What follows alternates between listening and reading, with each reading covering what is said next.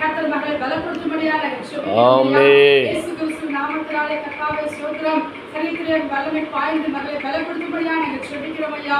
மகளை ஆண்டவரை ஆசீர்வதிக்கிறாங்க, பலப்படுத்துகிறாங்க. கர்த்தாவே இருக்கிறதான எல்லா பலவீனங்களை மாற்றி கர்த்தர் பிள்ளை ஆண்டவரை ஆசீர்வதித்து, குழந்தையை கர்த்தர் ஆசீர்வதித்து, குடும்பத்தை கர்த்தர் ஆசீர்வதித்து, ஊழியத்தை ஆசீர்வதித்து, ஆண்டவரே ஸ்தோத்திரம் என் மேலே கர்த்தாவே பழுகி பெருகும்படி மகளை உயர்த்தும்படியாக நாங்கள் ஜெபிக்கிறோம். ஆண்டவரே பாஸ்டருடைய கர்த்தாவே சபையை கர்த்தர் ஊழியத்தை கர்த்தர் ஆசீர்வதிக்கிறாங்க. அந்த ஒவ்வொரு மக்களையும் ஆசீர்வதிக்கிறாங்க. கர்த்தாவே மாற்றுவதை ஆசீர்வதியும், மைக்கேல் விஜய குடும்பத்தை ஆசிரியம், மகளை ஆண்டவரை பலப்படுத்தி ஆசிரியக்கும்படியா ஸ்தோத்திரம். ஆண்டவர் வீட்டு சபையக்கா ஸ்தோத்திரம். கர்த்தாவே ஸ்தோத்திரம். சீனுடைய குடும்பத்துக்காக ஸ்தோத்திரம். ஆண்டவரே நிகில்கா ஸ்தோத்திரம். கர்த்தர் தாமே ஒவ்வொரு பிள்ளைகளை ஆசீர்வதி, வார்த்தைகளை கர்த்தர் ஆசீர்வதிப்பீராக. நாம் மையப்படும்படியாக ஸ்தோத்திரிக்கிறோம். குடும்பத்திலே தேவனை வல்லமை வெளிப்படும்படியாக ஸ்தோத்திரிக்கிறோம். கர்த்தாவே ஸ்தோத்திரம். ஆண்டவரே கிறிஸ்துவானவர் சபையில அன்பு கூர்ந்து போல சொல்லப்படுது. கர்த்தாவே அன்பு கூர்ந்து ஆண்டவரே ஸ்தோத்திரம். சபையில அன்பு போல ஆண்டவரே ஸ்தோத்திரம். அன்பு கூர்த்தக்கதான கிருபைகளையும் இரக்கத்தையும் கர்த்தர் கொடுக்கும்படியாக ஸ்தோத்திரிக்கிறோம். தேவ கிருபை, தேவ தயவு, தேவ ஆளுகை வெளிப்படும்படியாக நாங்கள் ஜெபிக்கிறோம். தொடர்ந்து பேசும் ஆசீர்வதி. ஆண்டவர் குற்றமுறையெல்லாவற்றையும் மன்னியும், ஆண்டவரை படிப்பை ஆஸ்வதியும், காரியங்களை வாய்க்கப்படும். தேசத்திலே ஆண்டவரை சுற்றி பெரிய நாமத்தை உயர்த்தி ஆஸ்வதிக்கிறாங்க. ஆண்டவரை பாட்டு பிரதிஷ்டை கர்த்தர் ஆசீர்வதிக்கிறாங்க. கர்த்தர் பொறுப்பெடுத்து நடக்கும் பிரேச மூலமா ஜெபங்கள் நல்ல பிதாவே. ஆமென். அந்த ஜெபத்தை நடத்துவதை சொல்வோம். நாம் எல்லாரும் கட்டியோ பாசவரட்டும். ஹalleluya. கர்த்தருடைய பரிசுத்த நாமத்துக்கு மகிமை உண்டாவதாக. நாளிலும் உங்களோடு சேர்ந்து நல்ல பாடல்களை கேட்க, ஜெபங்களிலே கலந்து கொள்ள ஆண்டவர் கிருபை பாராட்டினதுக்காக நான் கர்த்தருக்கு நன்றி செலுத்துகிறேன். நான் பிரசங்கிப்பதற்காக நான் வரவில்லை. நான் வந்த உடனே சொன்னேன், நீங்களே பிரசங்கம் பண்ணுங்க, இல்லை வேறு யாரையாவது பிரசங்கம் பண்ண சொல்லுங்கள்.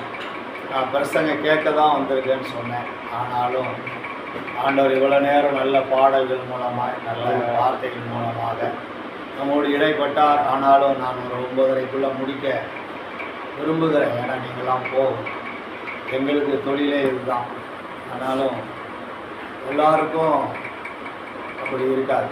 அதனால் சோதரம், அதனால் சரியான நேரத்தில் முடிக்க கற்றுக்கொண்டு செய்வாராக. நாம் இந்த நாட்களிலும் அருமையான ஐயா அவர்கள் எழுதின அந்த பாடல் புஸ்தகத்தினுடைய பிரதிஷ்டைக்காக தொடர்ந்து உங்கள் வீடுகளிலே ஜெபித்து கொண்டால் எப்படியாவது நான் நினைக்கிற ஒரு 500 புக்கு கொண்டு போனால் நல்லாயிருக்கும். இந்த பிரதிஷ்டை ஆராதனையில் அது 1000 பேர், 1500 பேர், மொத்தம் 6000 பேர் சொல்கிறாங்க ஜேக்கப் கோஸ்டி சபையில். அப்போ 6000 பேருன்னா ஒரு 500 குடும்பமாக என்ன செய்வாங்க, 3,000 வருவாங்க. அவருக்கு இந்த பாடல் ரொம்ப பிடிக்கும். அதனால் கொண்டு போனால் கர்த்தர் கிரியை செய்வார். கொஞ்சம் புஸ்தகங்கள் கொண்டு போங்க, கர்த்தர் இந்த ஆராதனையை ஆசீர்வதிப்பாராக. அது தேவைகள் சந்திக்கப்படணும். இன்னும் புக்ஸ் அடிக்கணும். அவங்க 3000 பாடலுக்கு மேலே எழுதியிருக்கிறாங்க. தொடர்ந்து அந்த பாடல்கள்லாம் அச்சிடப்பட தொடர்ந்து ஜெபித்து கொள்ளுங்கள். அதுபோல் கர்த்தர் அவர்களையும் அவருடைய ஊழியத்தை ஆசீர்வதிப்பாராக. அவர்கள் அநேக வார்த்தைகளை சொல்லிக்கொண்டே இருந்தாங்க. அதில் ஒரு வார்த்தை எனக்கு பட்டது.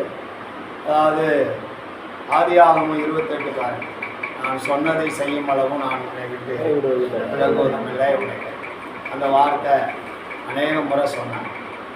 அதனால் கர்த்தர் வந்திருக்கிற அவங்கள கொண்டு என்ன செய்ய நினைக்கிறாரோ அது செய்யும் வரை அவர் என்ன செய்கிறது இல்லையா, விட்டு விளங்குறது. ஹல்லேலூயா. அதனால் இன்னும் எந்த குடும்பத்துக்கு, இன்னும் எந்த தனிப்பட்ட நபருக்கு, இன்னும் எந்த சபைக்கு நான் கொண்டு போகணுமோ அங்கெல்லாம் கொண்டு போய் கர்த்தருடைய ஊழியத்தை நிறைவேற்றுவாராக. அதற்கான பலனையும் கிருபையும் பாதுகாவலையும் கற்றுக் கொடுப்பாராக. ஹல்லேலூயா.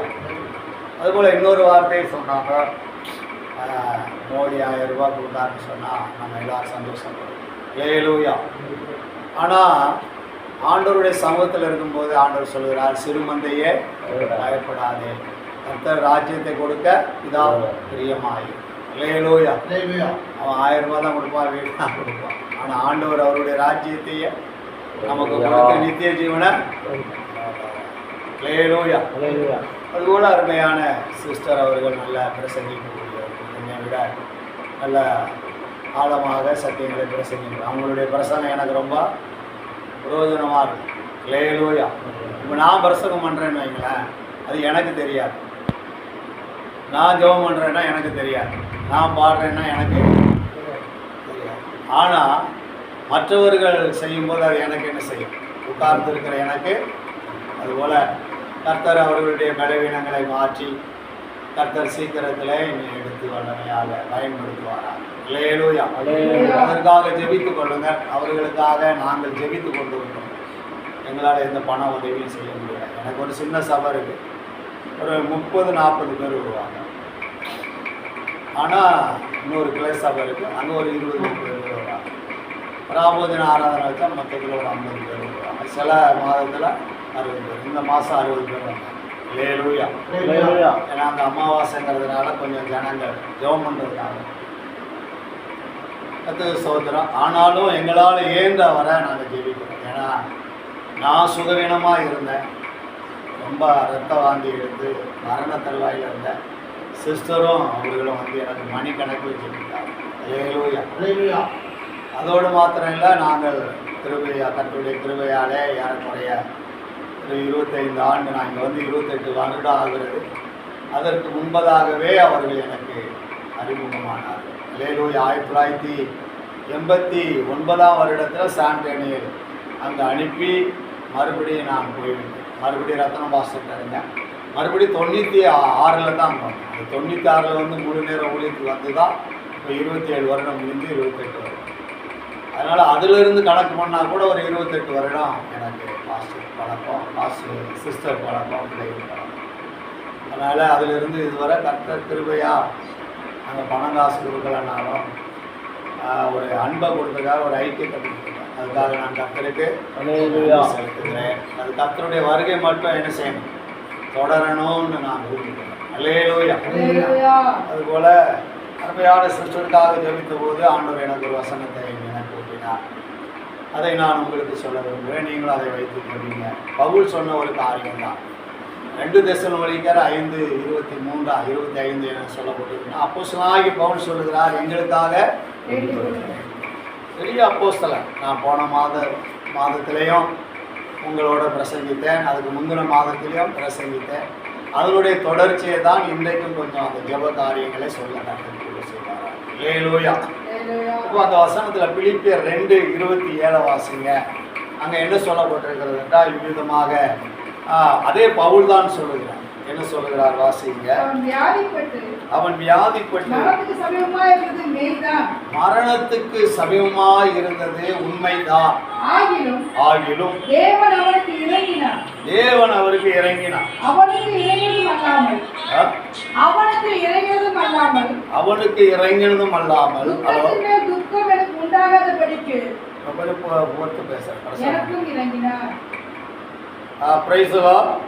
வாசிங்க.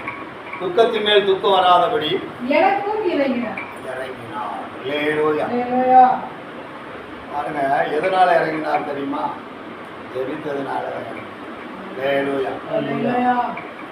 இப்போ நான் எனக்கு எப்படி இறங்கினார்? தேவனுடைய ஊழியக்காரர்கள், தேவனுடைய பிள்ளைகள் ஜெபித்ததுனாலே இறங்கினார்.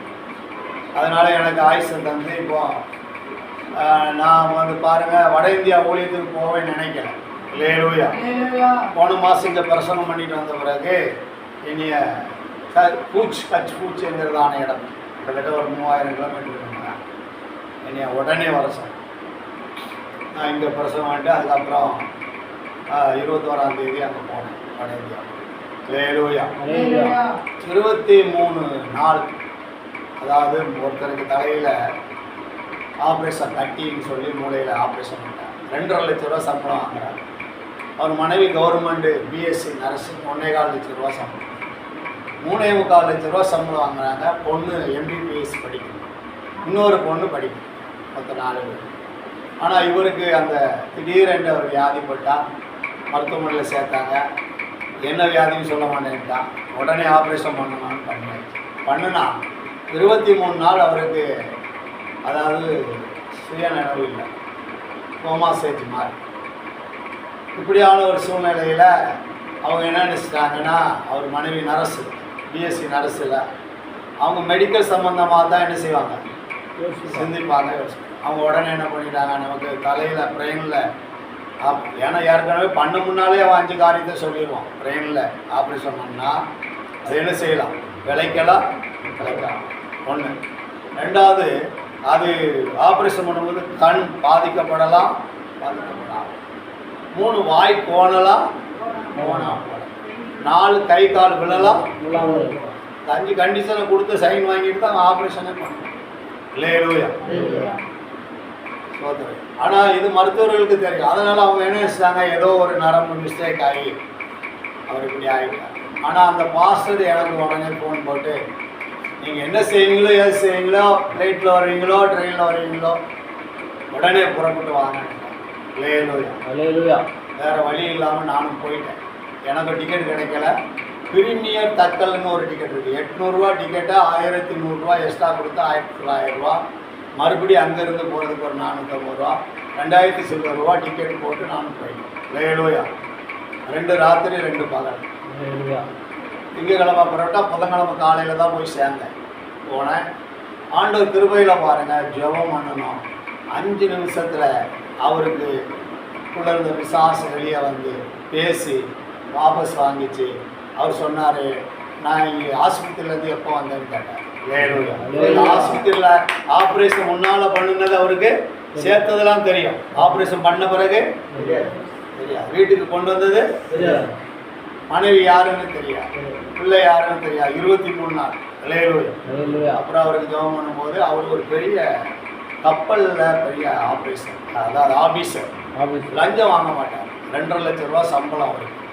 அவர் ஒரு சைன் பண்ணால் பல கோடி அவருக்கு வரும். அப்படிப்பட்டதான். அதனால் மற்ற ஆட்களுக்கு இவர் மேலே பொறாமை. அதுவும் ஒரு தமிழ்காரர் இப்படி இருக்கிறான்னு சொல்லி அவரை எப்படி ஆயிடும் செய்வனை பண்ணிட்டாங்க. அல்லேலூயா. அது அந்த ஆவி ஜெபம் பண்ணி பேசணும், ஆண்டவர் விடுதலை கொடுத்தாங்க. அல்லேலூயா. எதுக்காக சொல்ல வருகிறேன்டா, நாம ஜெபித்தால் ஆண்டவர் இறங்குவார். ஆண்டவர் இறங்குவார். அல்லேலூயா. ஆண்டவர் நாம் ஜெபம் பண்ணும்போது ஆண்டவர் என்ன செய்வார், இறங்குவார். நான் ஒரு பாஸ்டர் பொண்ணுக்கு ஜெபம் பண்ணேன். கேன்சர்னு ஆப்ரேஷன் பண்ணிட்டாங்க. ஆனால் கேன்சர்னாலே டாக்டர் மறுபடியும் என்ன சொன்னாங்க, ஆப்ரேஷன் பண்ணாலும் மறுபடியும் மாத்திரை போட்டாலும் ஒரு 5 வருஷம் தான் இருப்பாங்க அப்படிங்கிறது தான் அவங்களுடைய முடிவு, கேன்சர். அதனால் அந்த பாஸ்டரே சொல்லிட்டாரு, அந்த பொண்ணை கல்யாணம் கட்டி கொடுக்கக்கூடாது, வாலிபுள்ள. ஒரு பாஸ்டருடைய பொண்ணு 22 வயசு எஸ்தர், பல்லாவரம் சபையில் விசுவாசம் பாஸ்டர் தான் 2.5 லட்சம் ரூபா கொடுத்து ஆப்ரேஷன் பண்ணார். ஆப்ரேஷன்லாம் பண்ணிட்டு வந்துட்டாங்க, முடியெல்லாம் கொட்டி போச்சு. சோதரம் ரொம்ப கிரிட்டிக்கலாக இருக்கிற நேரத்தில் இங்கே ஜெபம் பண்ண கூப்பிட்டாங்க. போனால் அந்த பிள்ளைக்குள்ள ஒரு பிசாசு இருந்துச்சு. அல்லேலூயா. அது வெளியே போனோடனே அதுக்கப்புறம் அந்த பிள்ளை அந்த மாத்திரை போடுறதை நிறுத்திட்டு அதை போய் பாஸ்டர்கிட்ட சொல்லிட்டு, நான் இந்த மாத்திரைலாம் இப்போ சாப்பிடல, எனக்கு பிசாசு போராட்டமாக இருந்திருக்கு, அது தெரியாமல் மார்பை எடுத்துட்டாங்க. ஒரு மார்பை என்ன செய்யணும், மார்பில் கட்டின்னு 22 வயசு வாலி பிள்ளைக்கு ஒரு பக்கம் எவ்வளவு எடுத்தாங்க நமக்கு தெரியாது. அல்லேலூயா. நம்ம மார்பில் கட்டி எடுத்துட்டாங்க. இதே பாஸ்டர் இங்கே ஒருத்தருக்கு இதே ஊரில் கூட்டிகிட்டு போனாங்க. அந்த பிள்ளைக்கு ஏற்கனவே மார்பில் குழந்தை பிறந்த உடனே மார்பில் கட்டி, பால் கட்டினா, நீர் கட்டினா, அப்புறம் எந்த கட்டியன்னு சொல்லி கேன்சர் ஆஸ்பத்திரியில் கொண்டு ஆப்ரேஷன் பண்ணிட்டாங்க. இந்த இதுலே தான் இது என்ன இல்லை, அது சொன்னாங்க அந்த இடம் பள்ளிக்கு ஆப்ரேஷன் பண்ணிட்டு வந்தாச்சு. ஐயா மிச்சர் போட போனால் கடை அடைச்சி கிடக்கு. அப்போது ஃபோன் பண்ணி கேட்குறாங்க, அப்போ மகளுக்கு சரியில்லை, உடம்பு சரியில்லை, ஆஸ்பத்திரி. அப்போ அவங்க சொல்கிறாங்க, எனக்கு தெரிஞ்ச ஒரு பாஸ்டர் இருக்கார், வேணால் கூப்பிடுவாங்க, இவங்க தான் கூப்பிடுவாங்க. மறுபடியும் வீட்டுக்கு கொண்டு வந்த உடனே அதே மார்பில் ஒரு கட்டி வந்துடுச்சு, சின்ன கட்டி வந்துடுச்சு. உடனே டாக்டர் சொன்னாங்க, அந்த கட்டிக்கு உடனே ஆப்ரேஷன் பண்ண முடியாது, ஊசி மூலமாக அந்த நீரை ரிமூவ் பண்ணுறாங்க. எங்கிட்ட கொண்டு வந்தாங்க, செய்வனை பண்ணியிருந்து. அது சொல்லிச்சு, நான் ரசிக்கப்பட்டது, நான் அந்நிய பாஷை பேசுகிறேன்னு. அது அந்நிய பாஷெல்லாம் பேசி ரசிக்கப்பட்ட பிள்ளை தான். ஆனால் ஜெபம் பண்ணால் என்ன இருந்துச்சு உள்ள அவங்க வீட்டுக்காரர் மூலமாக பண்ணியிருந்தாங்க. அல்லேலூயா. அது ஆடியெல்லாம் சொல்லிச்சு. நான் இந்த கட்டியை எடுத்துகிட்டு போகிறேன்னுச்சு. 2வது கட்டி எடுத்து அதை ஆப்ரேஷன் பண்ணலை. டாக்டர் சொன்னாங்க, இன்னும் வரை ஆப்ரேஷன் பண்ணலாம். கிட்டத்தட்ட 7-8 வருஷம் மேலே, இந்த 13 வருஷம்கிட்ட ஆகும். அல்லேலூயா. அந்த பிள்ளை ஏஜ் அட்டன் பண்ணி, அந்த பிள்ளை கை குழந்தையாக இருக்கணும். இப்போ ஏஜ் அட்டன் பண்ணிடுச்சு. அந்த பிள்ளை கட்டி இன்ன வரை இல்லை. ரெண்டாவது ஒரு குழந்தை பிறந்து இப்போ என்ன இருக்கு, நல்லா இருக்கு. இப்படி ஆண்டவர் அற்புதம் செய்கிறார். அதுக்காக சொல்றேன். அப்போ நாம என்ன செய்யணும்னா இதுக்காக ஜெபம் பண்ணணும். இந்த பாப்பா பாஸ்டருடைய பொண்ணு இருக்கிறது போல ஒரு குடும்பம், அவங்களுக்கு சொந்த ஊர் நாகர்கோவில், அவங்க பேர் டயனா மேரி, திருவள்ளூரில் இருக்காங்க. அவர் வீட்டுக்காரர் பேர் ஜான்வி. ஆர்சி குடும்பம், 2 பிள்ளைகள் இருக்காங்க. ஒரு பையனுக்கு 18 வயசு, இன்னொரு பையனுக்கு 16 வயசு. 2 பையனும் இதே மாதிரியோட கொஞ்சம் தெளிவாக இருக்காங்க, உங்களோட வளர்ச்சியெல்லாம். ஆனால் இப்படிப்பட்ட சூழ்நிலையில் எங்களுடைய சபைக்கு ஒரு டீச்சர் சாட்சி சொல்லி என்னை கூப்பிட்டாங்க, போய் ஜெபம் பண்ணோம். அதுவும் இல்லாமல் ஒரு நாளைக்கு 16 மாத்திரை போடுறாங்க, பிக்ஸ் வருது. இதே அந்த பிள்ளைக்கு எழுதுகிற மாதிரி எழுதி இப்போ அந்த பிள்ளை என்ன செஞ்சிச்சுன்னா +2ல் ஃபெயில் ஆகிட்டான். அப்போ எங்களுக்கு ஃபோன் பண்ணாங்க, ஐயா மறுபடியும் அந்த சப்ஜெக்டை எழுதுறதுக்கு ஜெபம் பண்ணுங்க, ஆல் டிக்கெட் வந்துருச்சு, அதுக்கு ஜெபம் பண்ணுங்க அப்படின்னாங்க. ஜெபம் பண்ணோம். இப்போ போன வாரம் சொல்கிறாங்க பாஸ் ஆகிட்டான். மறுபடியும் ஃபோன் பண்ணாங்க, காலேஜில் சேர்க்கணும், இடம் கிடைக்கணும். ஜெபம் பண்ணோம், இப்போ இடம் கிடைச்சிருச்சு. ஆண்டவர் ஜெபத்தை கேட்கிறார். நாம ரொம்ப ஜெபிக்க வேண்டியது அவசியமா இருக்கு. ஆகையாலே அருமையானவர்களே, இப்படி நான் அநேக சாட்சிகளை சொல்லுவேன். அப்போ ஆண்டவர், நான் போன மாதம் ஜெபம் பண்ணிட்டு இருந்தேன். எங்கள் சபையில் ஒரு பிள்ளை 32 வயசு ஆகிட்டு கல்யாணம் முடியல. அப்போ நான் என் சபை சார்பில் 50,000 கொடுக்குறேன், என்கிட்ட பணம் கிடையாது. அப்போ ஆண்டவர் எனக்கு ஊழியம் தந்தால் தருவேன், கொடுப்பேன்னு சொன்னேன். ஆண்டவர் கிருபையாக நான் அங்கே போனேன், அந்த ஊழியத்தை முடித்தேன். எனக்கு கொடுத்தது காணிக்கையை கொண்டு போன வாரம் 50,000 கொடுக்க ஒரு வயசு. எதுக்கு சொல்லுகிறேன்னு சொன்னேன், ஆண்டவர் ஜெபத்தை கேட்பார். நான் இங்கேருந்து அங்கே போயிட்டேன், வர்றதுக்கு பயங்கர மழை, ட்ரெயினே கிடையாது. அதனால பார்த்தாரு அங்கே உள்ள பாஸ்டர் என்ன செஞ்சிடா, ஃப்ளைட்டில் டிக்கெட் போட்டு அனுப்பிட்டேன். நான் ஒரு கட்டை பேக்கையும் ஒரு தோல் பேக்கையும் தொங்க போட்டு வந்திருக்கேன். அவர் சொன்னார், பாஸ்டர் இதெல்லாம் தூக்கிட்டு ஃப்ளைட்டில் ஏற முடியாது, இந்தாங்க ஒரு 4,500 ரூபாய்க்கு ஒரு சூட் கேஸ் வாங்கி கொடுத்தாங்க. அதுவும் நான் ஃப்ளைட் ஏற வர்றதுக்கு 7 மணி நேரம் டாக்ஸியில் வரணும், அதுக்கு 4,500 ரூபா கொடுத்தாங்க. ஏன் சொல்கிறேன், நான் கர்த்தர் செஞ்ச ஒரு நம்ம என்ன செய்யணும்னா கர்த்தர் இறங்குறதுக்காக, கர்த்தர் இறங்குனதுனால நான் இன்னைக்கு சொல்றேன். அதே சுகத்தை கர்த்தர் அருமையான ஊழியக்கார மகளுக்கு தரத்தான் செய்வார். பட்சபாதம் மழை போன்ற பிரச்சனை எல்லாம் அவருக்கு பனி போல என்ன செய்யணும், பனி என்ன செய்யணும். அதுபோல அருமையான மூத்த மகளுடைய திருமண காரியங்கள் இருக்க தடைகளையும் கர்த்தர் நீக்குவதற்காக ஜெபம் பண்ணுங்க.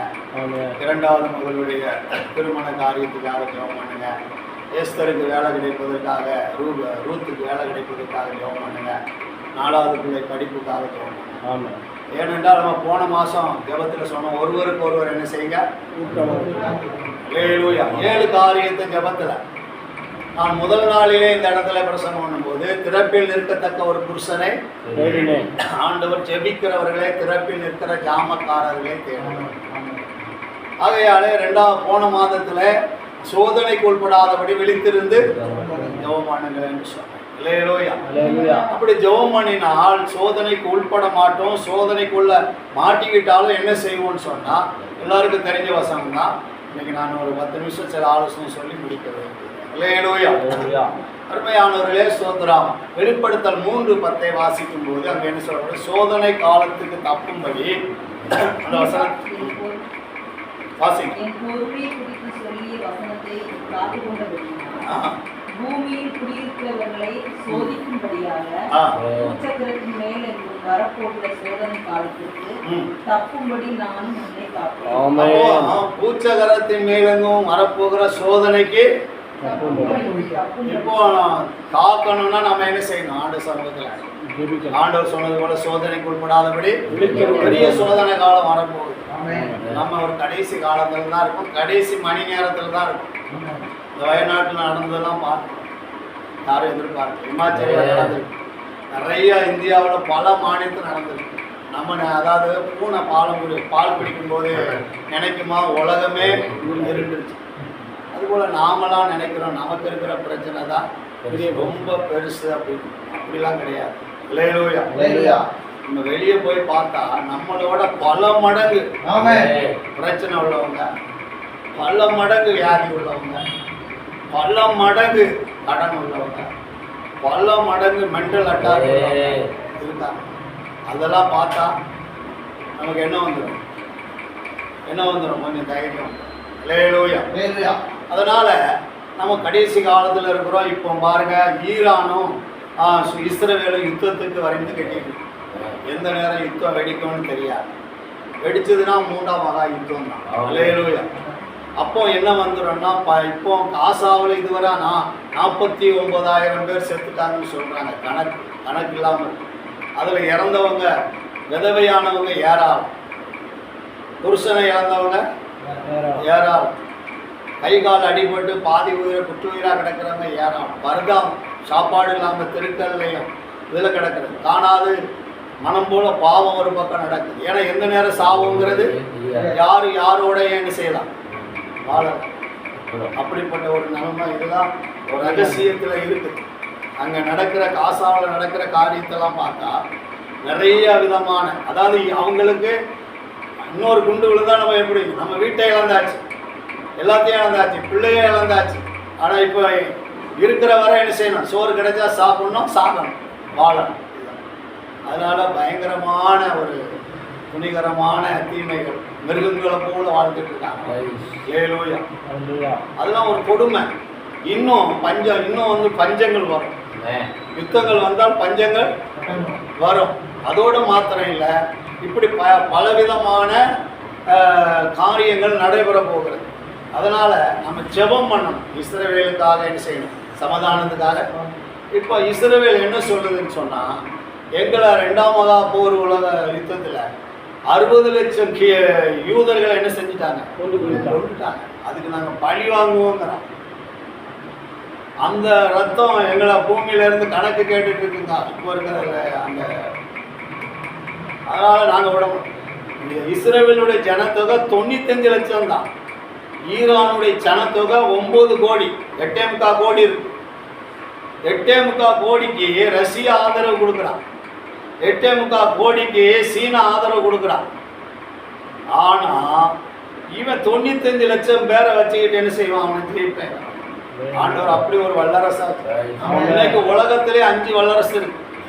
ஒன்று சோத்ரா, முதல் வல்லரசு அமெரிக்கா, 2வது வல்லரசு ரஷ்யா, 3வது வல்லரசு சீனா, 4வது வல்லரசு பிரிட்டிஷ் இந்தியா, 5வது வல்லரசு பிரிட்டிஷ். இந்த 5 தான் இருக்கு. ஆனால் இது எல்லாத்தையும் மிஞ்சி நிற்கிற ஒரு வல்லரசு யாரா இருக்குது, இஸ்ரவேலா.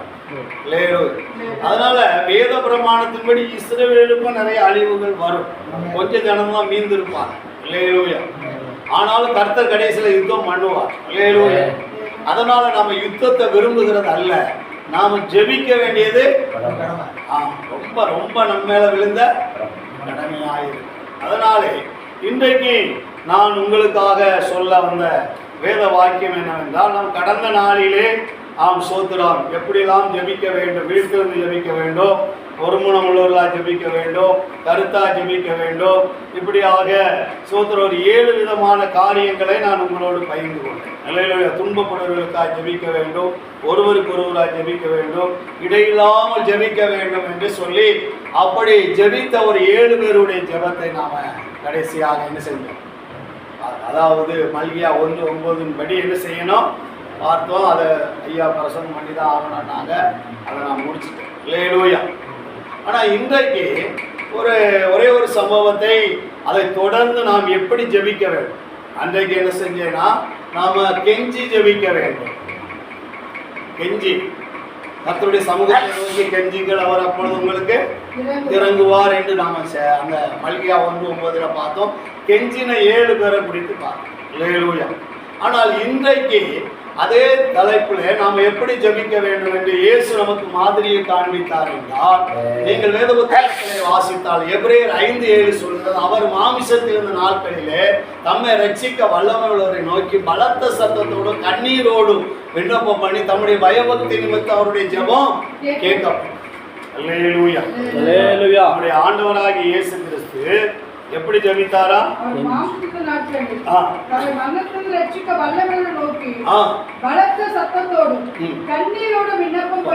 இன்னைக்கு பலத்த சத்தம் வேண்டாம்.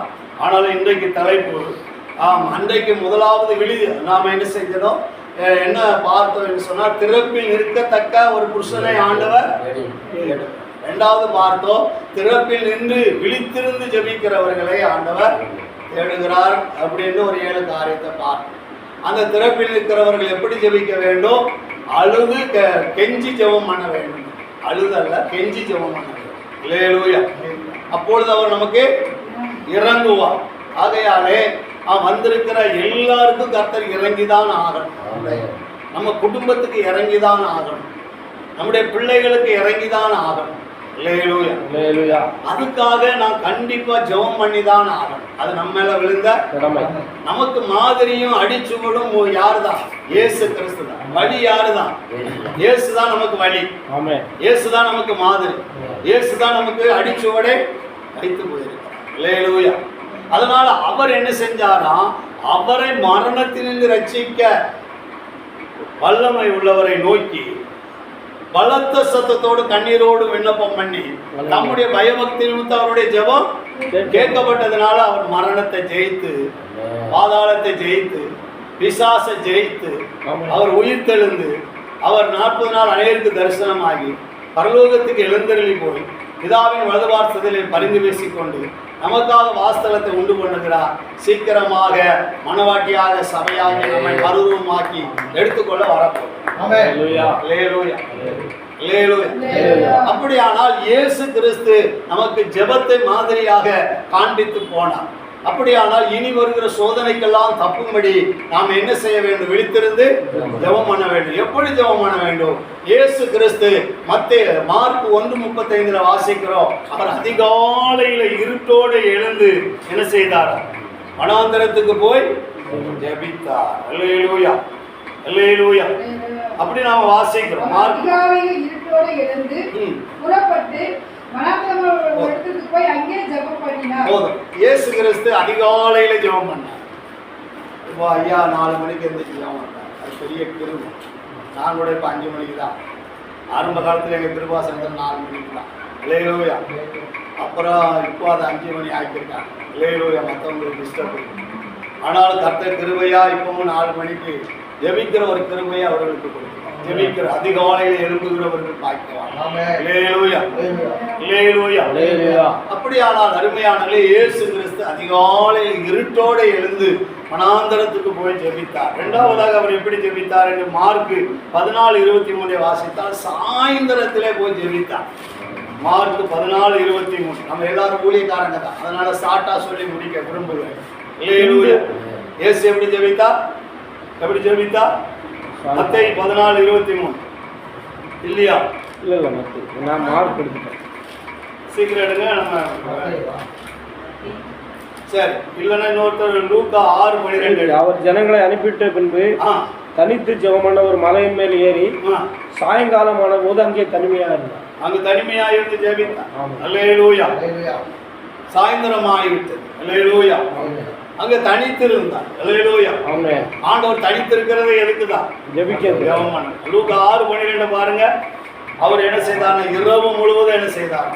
ஜெபித்தார். சோதரர் இந்த வசனத்தை வாசிங்க.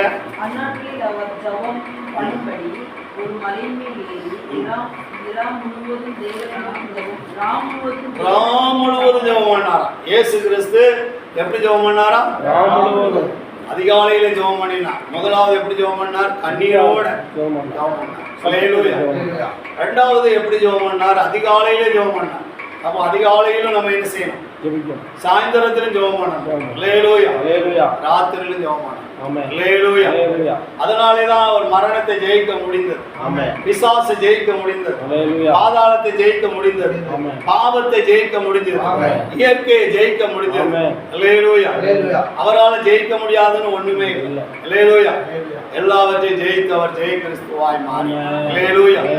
அவருடைய ஊழியக்காரர்களாகிய நாமும் தேவனுடைய பிள்ளைகளாகிய நாமும் அப்படியாக ஜெபிக்க வேண்டும். அல்லேலூயா. நீங்க வேத புத்தகத்துல பார்த்தா அநேக நேரங்களிலே ஜெபித்திருக்கிறார்கள். அல்லேலூயா. ஆம், சோத்திர தாவீதும் காலையிலே ஜெபித்தான். சங்கீதம் 63:1. தானியேல் அந்தி சந்தி மத்தியான வேளைகளில் ஜெபித்தான். அல்லேலூயா. பவுல் நடுராத்திரியிலே ஜெபித்தான். அப்போஸ்தலர் 16:20. சாமுவேல் சஞ்சலத்திலே ஜெபித்தாள் அண்ணா. அல்லேலூயா.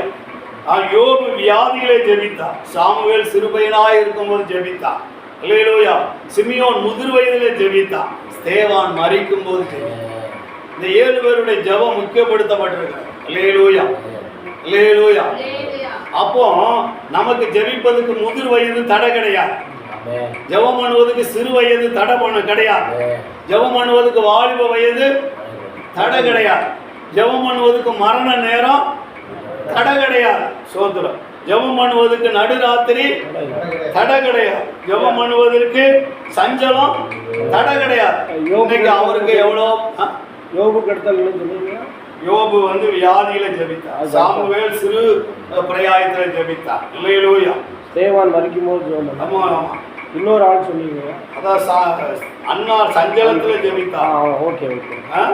பவுல் நடுராத்திரில ஜெபித்தார். தானியேல் அந்தி சந்தி மத்தியான வேளையில ஜெபித்தார். அல்லேலூயா. இவங்க எல்லாமே நெருக்கத்துல தான் ஜெபம் பண்ணியிருக்காங்க. இவங்க எல்லாருமே உபத்திரவத்துல தான் ஜெபம் பண்ணியிருக்காங்க. இவங்க எல்லாமே பாடுகள்ல தான் ஜெபம் பண்ணியிருக்காங்க. இவங்க எல்லாமே ஆபத்துல தான் ஜெபம் பண்ணியிருக்காங்க. அப்போ அதைத்தான் ஒரு பக்தன் பாடு, இவ்வுலக பாடு என்ன என்ன. அப்போ இவருக்கு எவ்வளவு பிரச்சனை இருக்கு. அது மத்தியில் அவர் மகிழ்ச்சியா இருக்கிறாருன்னா, அது மத்தியில அவர் பாடுறாருன்னா, பிரசங்கம் பண்றாருன்னா, இது ஒன்றும் அவங்கள என்ன செய்ய முடியாது. அவருடைய ரட்சிப்பை என்ன செய்ய முடியாது. அவருடைய ஊழியத்தை என்ன செய்ய முடியாது. அவருடைய வாஞ்ச விருப்பத்தை என்ன செய்ய முடியாது. தடை பண்ண முடியாது. அல்லேலூயா. ஆனா நம்ம இந்த ஜெபத்தை மாத்திரம் விட்டுறக்கூடாது. அல்லேலூயா, அல்லேலூயா. அப்ப இங்க பாருங்க, அந்த தாவீத அவனுக்கு இருந்த நெருக்கம், அவனுக்கு இருந்த உபத்திரவம், அவனுக்கு இருந்த பாடு, அதிகாலையில எழுந்து ஜெபம் பண்றத, அதிகாலமே உண்மை தேடுகிறேன். தாவீது அதிகாலமே என்ன செஞ்சான்? தேடுனான். அல்லேலூயா. தானியேல் என்ன செஞ்சான்? நல்லா இருக்கும் போதா ஜெபம் பண்ணா, அவனுக்கு பத்திரத்துக்கு முத்திரை போடப்பட்டதுன்னு அறிந்தும் இஸ்ரவேலுக்கு நேராக பலகணிகளை திறந்து முன் செய்து வந்தது போல அந்தி சந்தி மத்தியான வேளைகளில முன் ஜெபித்தது போல. எப்போ ஜெபித்தது போல, அதாவது பத்திரத்துக்கு கைவிடப்படுறதுக்கு முன்னால எப்படி ஜெபித்தாரோ, அப்ப நமக்கு உபத்திரம் வருவதற்கு முன்னால எப்படி ஜெபித்தோமோ, நெருக்கம் வருவதற்கு முன்னால எப்படி ஜெபித்தோமோ, பாடுகள் வருவதற்கு முன்னால எப்படி ஜெபித்தோமோ, அல்லேலூயா, அல்லேலூயா. பவுல் நடுராத்திரில கையும் காலம் என்ன செஞ்சிருக்கு, கட்டி தொழு மரத்துல மாட்டி இருக்கு. பவுலும் சீலாவும் பாடி துதித்து என்ன பண்றாங்க, ஆண்டவரை நோக்கி. அல்லேலூயா. நான் சொல்லல, 16:25 அப்போஸ்தலர் நடுராத்திரில ஜெபம் பண்ணா. அல்லேலூயா, அல்லேலூயா. மரணத்துக்குன்னு பிடிச்சி உள்ள போடு. அல்லேலூயா, சோதரா. அப்படிப்பட்ட நேரத்தில் அவங்க என்ன செஞ்சாங்க, ஜெபம் பண்ணாங்க. யோபு வியாதியில ஜெபம் பண்ணா. சாமுவேல் சிறு வயதுல ஜெபம் பண்ணா. இன்னுமாக நம்ம பார்த்தோம், சிமியோன் முதிர் வயதிலேயே என்ன செஞ்சான், ஜெபம் பண்ணா. ஸ்தேவான் மரிக்கு நேரத்துல சோதர அப்போஸ்தலர்ல நம்ம வாசிக்கிறோம், அவன் முழங்கால் படியிட்டு ஜெபம் பண்ணான். அல்லேலூயா, அல்லேலூயா, அல்லேலூயா. அப்போ இப்படி நாம என்ன செய்யணும், அவன் ஸ்தேவான் ஜெபம் பண்ண அந்த ஒரு வசனத்தை 9:58 வாசிங்க, நம்ம முடிச்சிடலாம். இன்னும் நிறைய காரியம். புறம்பே தள்ளி அவனை கல்லெறிந்தார்கள். சாட்சிக்காக வஸ்திரங்களை கழற்றி சவுல் எனப்பட்ட ஒரு வாய்மொழி பாத்திரத்தை வைத்தார்கள். அப்பொழுது கர்த்தராகிய இயேசு என் ஆவியை ஏற்றுக்கொள்ளும் என்று ஸ்தேவான் தொழுது கொள்ளுகையில் அவனை கல்லெறிந்தார்கள். அவனோ முழங்கால் படியிட்டு, ஆண்டவரே, இவர்கள் மேல் இந்த பாவத்தை சுமத்தாதவர்கள் என்று மிகுந்த சத்தமிட்டு சொன்னார். இப்படி சொல்லிட்டு பாருங்க, அதுக்காக அவங்கள தண்டியோன்னு ஜெபம் பண்ணாங்க. இதுதான் நம்ம ரொம்ப யாரையும் தண்டிக்கிறதுக்கு என்ன செய்யல, கல்லறிந்தவர்களையோ வஸ்திரங்களை கலைந்தவர்களையோ அவரை கொல்ல எத்தனித்தவர்களையோ பழி வாங்கணும்னு என்ன செய்யல, கெட்டு போகணும்னு சொல்லி என்ன செய்யல, அவங்க மேலே ஏதாவது சாபத்தை வர வச்சிடணும்னு சொல்லி என்ன செய்யல. அதாவது வேதத்தில் யாக்கோபுல வாசிக்கிறோம், இன்னும் அதே அதாவது வேதம் சொல்றது, நீங்கள் தகாத விதமாய் விண்ணப்பம் 4:3 நினைக்கிறேன், தகாத விதமாய் விண்ணப்பம் பண்ணுகிறதுனாலே இன்னும் அந்த ஒரு வசனத்தை வாசிக்கிறேங்க சிஸ்டர், முடிச்சிடலாம்.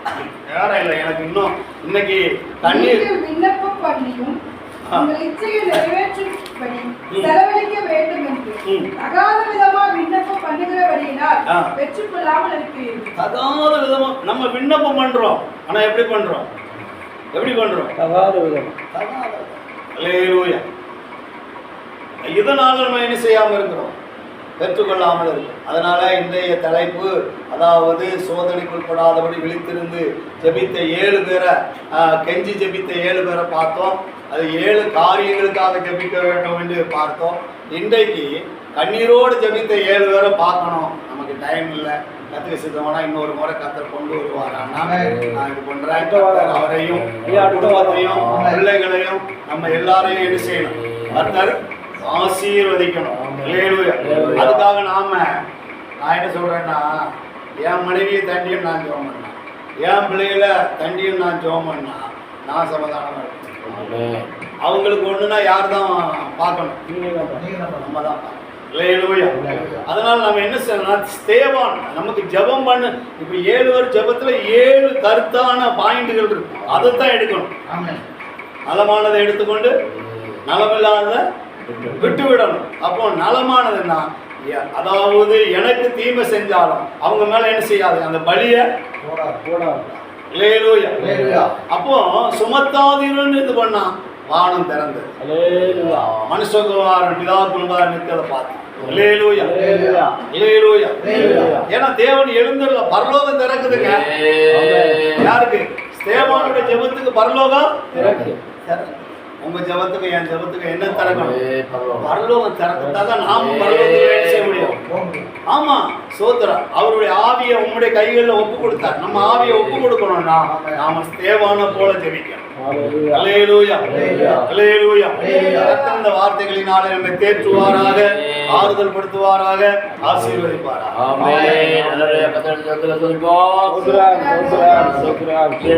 வீடு நிலையோ தங்கோ மாலையோ என் வீடு நிலையம் நீ தங்கோ மாலையோ தேவி தேடுவே துதி தேடுவே நீ தங்கோ ஆத்மாவே கர்த்தரை ஸ்தோத்திரி, உள்ளமே பரிசுத்தமானவரே ஸ்தோத்திரி. ஆத்மாவே கர்த்தரை ஸ்தோத்திரி, கர்த்தர் செய்த சகல மறவாதீர். ஆமென்.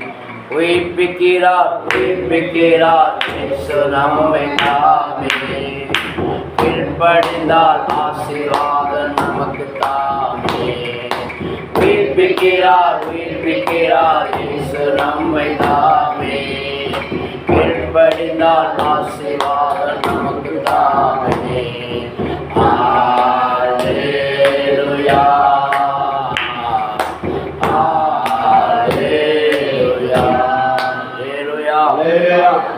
நம்முடைய கர்த்தராகிய இயேசு கிறிஸ்துவினுடைய கிருபையும் பிதாவாகிய தேவனுடைய அன்பும் பரிசுத்த ஆவியானவருடைய அந்யோன்ய ஐக்கியம் விசேஷமாக இந்த உயிர்ப்பிக்கும் தேவன் பத்திரிகை ஊழியங்களையும் சுவிசேஷ ஊழியங்களையும் நற்செய்தி ஊழியங்களையும் ஜெப ஊழியங்களையும் செய்கிற கர்த்தருடைய தாசரோடு, அருமையான சிஸ்டரோடு, அவருடைய 4 மகள்களோடு வந்திருக்கிற ஒவ்வொரு ஊழியக்காரராகிய நம்மளோடு, ஒவ்வொரு ஊழியக்கார மகள்களோடு வந்திருக்கிற ஒவ்வொரு ஊழியக்காரருடைய பிள்ளைகளோடு, விசுவாச மக்களோடு வந்திருக்கிற சிஸ்டர், அவருடைய கணவனார், மகனோடு வந்திருக்கிற அருமையான பிரதரோடு கர்த்தருடைய வருகை நிலைத்திருப்பதாக.